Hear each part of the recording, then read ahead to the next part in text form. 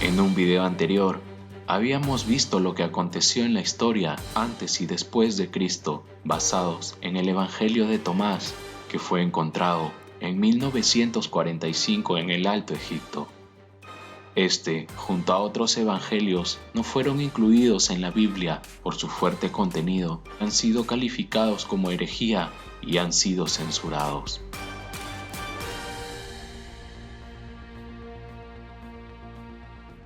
El Evangelio de Felipe fue uno de los 52 evangelios encontrados en Nag Hammadi.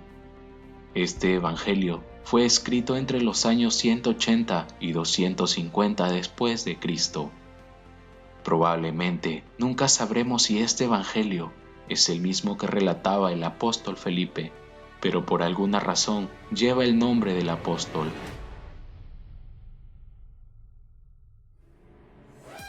El relato escrito en copto consta de 143 sentencias, proverbios y parábolas atribuidas a Jesús. Dista mucho de las historias estructuradas y novelescas que sobre Jesús presentan los evangelios canónicos. Si este fuera el evangelio que realmente escribió el apóstol Felipe, la Iglesia Católica tendría varios argumentos para no haberlo incluido en el Nuevo Testamento.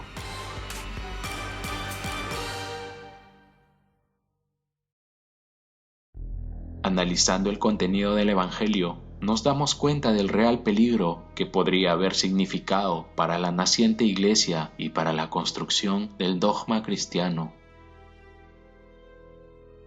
Hay 3 pasajes en el texto que no podían ser admitidos por la Iglesia Católica de la época y que aún hoy en día serían censurados.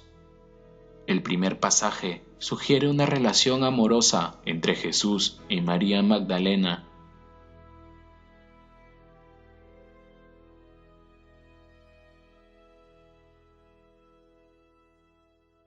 Tres eran las que caminaban continuamente con el Señor: su madre María, la hermana de ésta, y Magdalena, a quien se designa como su compañera.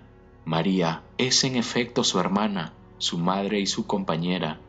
El texto es por lo menos ambiguo y de difícil interpretación, y no es conveniente obtener de él conclusiones apresuradas.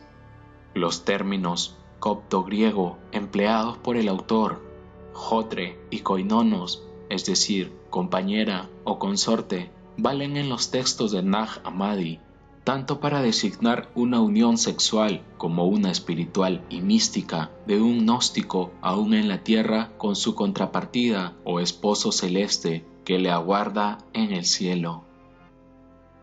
Los evangelios del Nuevo Testamento son los registros escritos más antiguos de María Magdalena. En los evangelios, María es descrita como una mujer quien Jesús sanó de la posesión de un demonio. Los evangelios Mateo, Marcos, Lucas y Juan presentan a María como una seguidora de Jesús, quien escuchaba sus enseñanzas, brindaba apoyo financiero, fue testigo de su crucifixión y 3 días después, la primera en verlo vivo. Pero otra sería la historia escrita en el libro de Felipe, ya que en otro pasaje podemos leer algo más claro que describe a María Magdalena como la compañera del Salvador.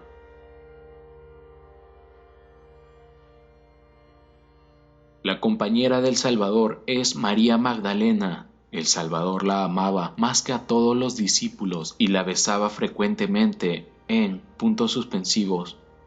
La falta de palabras, señalado por puntos suspensivos, aparece así en el manuscrito y se suele suplir con la palabra boca o bien con mejillas o frente.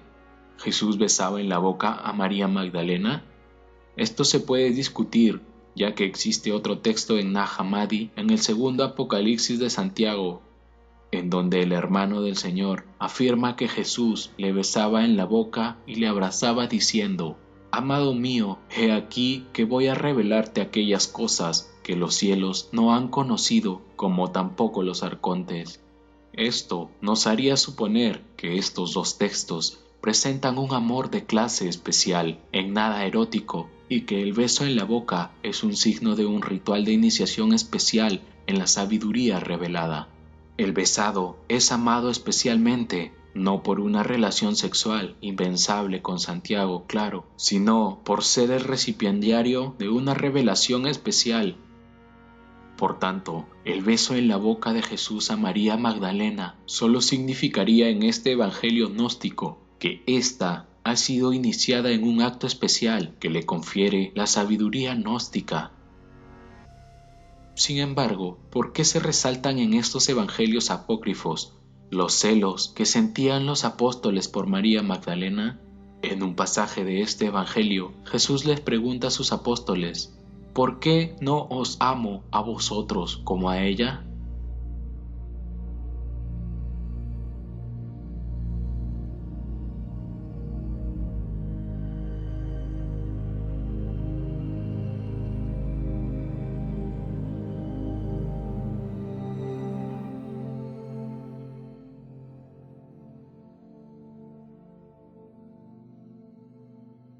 Otro pasaje en el Evangelio de Felipe niega que la Virgen María haya sido fecundada por el Espíritu Santo.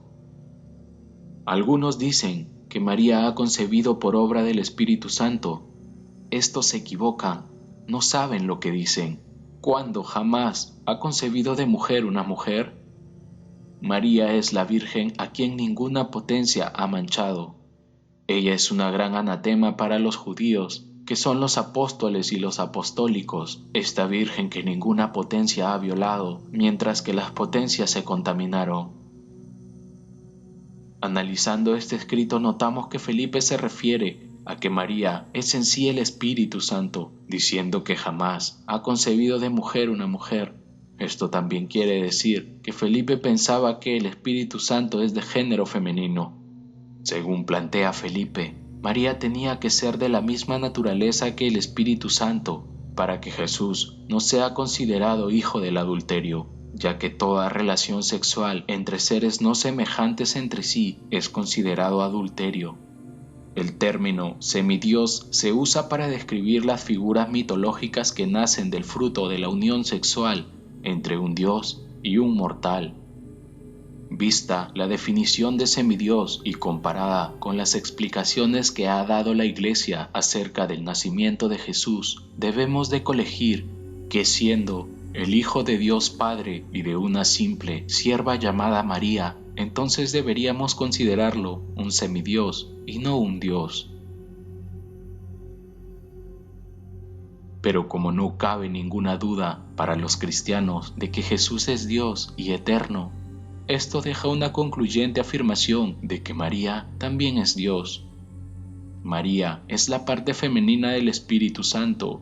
El Espíritu Santo, parte masculina, engendró en María su parte femenina en su propio ser, en un proceso divino e incomprensible para la ciencia humana. Dios es varón y hembra al mismo tiempo, y su ser puede estar junto como uno solo o reproducido en tantas veces como la mente humana no puede imaginar.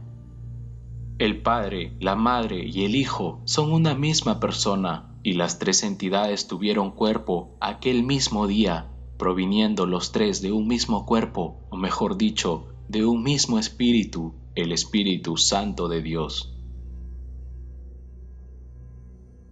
Jesús fue engendrado por obra y gracia del Espíritu Santo en el vientre de María. Para que Jesús sea Dios, María también debe serlo, si no, Jesús sería un semidios. Fuera de toda lógica humana, María es madre y compañera a la vez, y ambos entraron al umbral de la encarnación al mismo tiempo. El Espíritu Santo de Dios, en su omnipotencia y omnipresencia, se hizo mujer y hombre a la misma vez. Lo que para el ser humano parece suceder en tiempos distantes, en realidad sucede en un mismo instante divino. Desde la creación y por toda la eternidad hemos tenido la existencia de una única esencia divina, de donde proceden Jesús y María, el Espíritu Santo de Dios.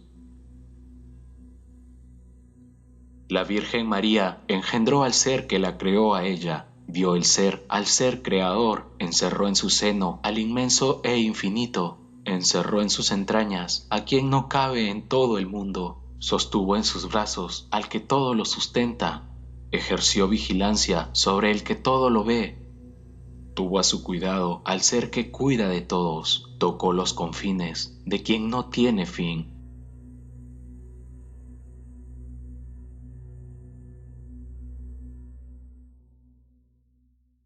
Finalmente, un insólito pasaje de este evangelio gnóstico que tocaremos es el que Jesús no resucitó de la muerte, sino que tuvo una resurrección anterior a su muerte. Los que dicen que el Señor primero murió y resucitó se engañan, pues primero resucitó y luego murió.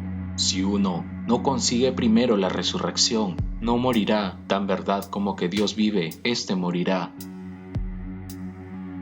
De acuerdo con la Biblia, el mismo Jesús había enseñado que se resucitaba en el cielo y en espíritu, por lo cual Jesús dice: fíjense bien, un espíritu no tiene carne ni huesos, razón por la cual cuando Jesús se aparece a sus discípulos, estos no pueden creerle. El mismo Jesús niega a sus discípulos haber resucitado, al expresar que no era un espíritu e incluso pide de comer.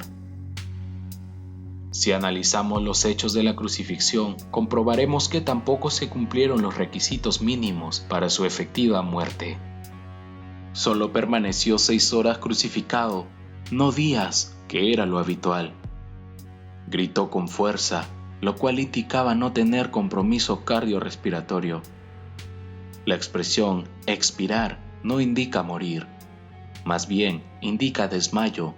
Los primeros evangelios no registran la flagelación ni el lanzazo en el corazón agregado al mito varios siglos después.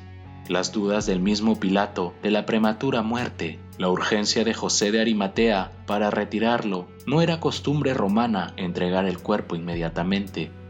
La resurrección de Jesús y otros conceptos teológicos, así como hoy se la entiende, se incorporan y generalizan varios siglos después, cuando el cristianismo es absorbido por el Imperio Romano a partir del Concilio de Nicea. Si Jesús no muere en la cruz, ¿cuál es su destino? ¿Morir acaso de viejo o a causa de sus lesiones por la crucifixión? Será entonces que para los discípulos únicos referentes de este hecho se referían precisamente a su ascensión espiritual y no física como él mismo proclamaba. Luego la tradición impuesta por la Iglesia romana lo transformó en un hecho físico, inédito en toda la historia de la humanidad e imposible de creer a excepción y mediante el dogma absoluto de las verdades reveladas.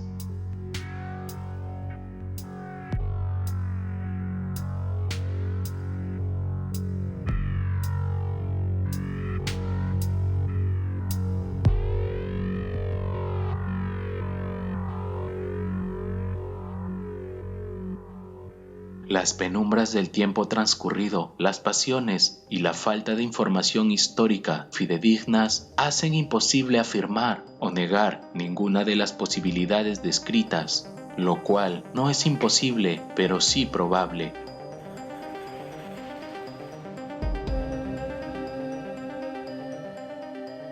Quiero enviarles saludos a todas las personas que comentaron en el video del Evangelio de Tomás y decirles que mi intención no es faltar al respeto a sus creencias, solo compartir información sobre temas de conspiración, fenómenos paranormales, teorías sobre la vida, demonología, casos reales de internet y mucho más. No olvides dejar un comentario al respecto y un like para más videos así. Ha sido tu servidor J y conmigo será hasta la próxima.